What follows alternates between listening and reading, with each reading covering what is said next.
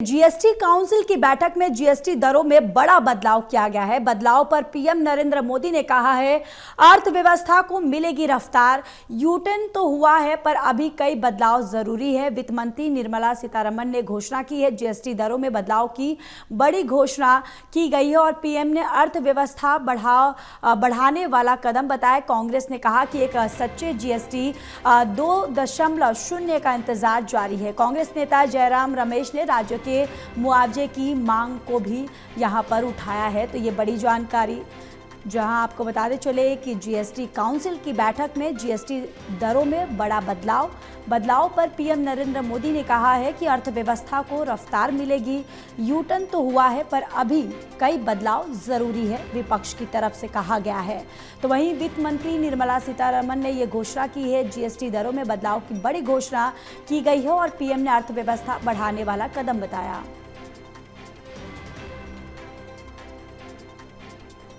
और चलिए सीधे रुक करते हैं, हमारे साथ एसोसिएट एडिटर प्रदीप कुमार बने हुए हैं। प्रदीप, देखिए अब कहीं ना कहीं आम आदमी जो है उनके लिए एक बहुत बड़ी राहत मिलती हुई नजर आ रही है।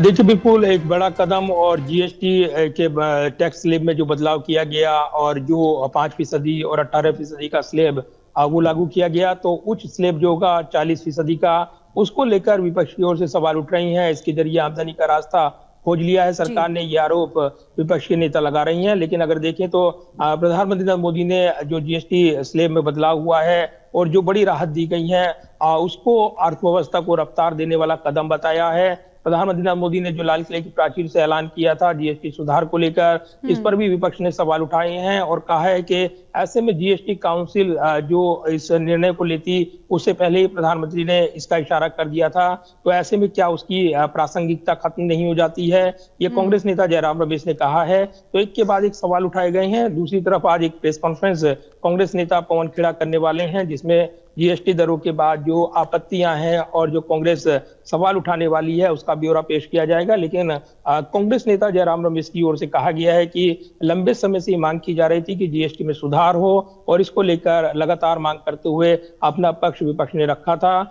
कुछ कटौती की गई है, कर चोरी, गलत वर्गीकरण जैसे विवाद खत्म होने चाहिए, ये मांग की जा रही थी। तो अभी इसका जो इम्प्लीमेंटेशन होगा, यानी इसका जो क्रियान्वयन होगा, उसको देखना होगा, उस पर नजर रहेगी और कैसे होता है इस पर वो नजर बनाए रखेंगे। तो जो प्रेस कॉन्फ्रेंस बीते कल हुई केंद्रीय वित्त मंत्री निर्मला सीतारमण की ओर से, उसको लेकर, उसमें घोषणाओं को लेकर ये सवाल अब विपक्ष पूछ रहा है कि ये जो जीएसटी में सुधार से जुड़ा हुआ पूरा बदलाव है वो कब लागू होगा, क्योंकि अभी भी बड़े बदलाव बाकी थे जिनके लेकर ये महज औपचारिकता ना रह जाए, ये वो कह रहे हैं। निजी उपभोग में तेजी की कमी, निजी निवेश की धीमी दर और जो अंतहीन वर्गीकरण है वो विवादों का सामना करते हुए ये आखिरकार यू टर्न लिया गया है सरकार की ओर से, ये इसमें कहा गया है। और ये कहा गया कि जो जीएसटी 1 का जो डिजाइन था वो दोषपूर्ण था और अब यू टर्न लेते हुए जो फैसला लिया गया, अब उम्मीद रहे कि जीएसटी 2 किस तरीके से पूरी तरीके से सामने आएगा।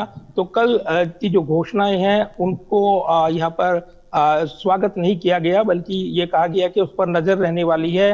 और ये जीएसटी सुधार 1.5 है, यानी 1.5% सुधार हुआ है, अभी पूरा सुधार बाकी है, ये कहते हुए अपनी बात रखी है। और इसी के साथ जो मुआवजा है, जो राज्यों को जो मांग है लंबे समय से, उसको लेकर राज्यों की एक प्रमुख मांग रही है कि राजस्व की पूरी तरह से रक्षा के लिए मुआवजे की अवधि को 5 साल के लिए और बढ़ाना, और अभी तक ये अनसुलझी है। तो ये मांग अब और भी ज्यादा महत्वपूर्ण हो गई है, ये कांग्रेस नेता जयराम रमेश का कहना है। तो अब कांग्रेस की प्रेस कॉन्फ्रेंस पर नजरें लगी है कि वो अब जीएसटी सुधार में इसको लेकर क्या अपनी आपत्तियां दर्ज करने वाली है। जी, चलिए प्रदीप, तमाम जानकारी के लिए धन्यवाद।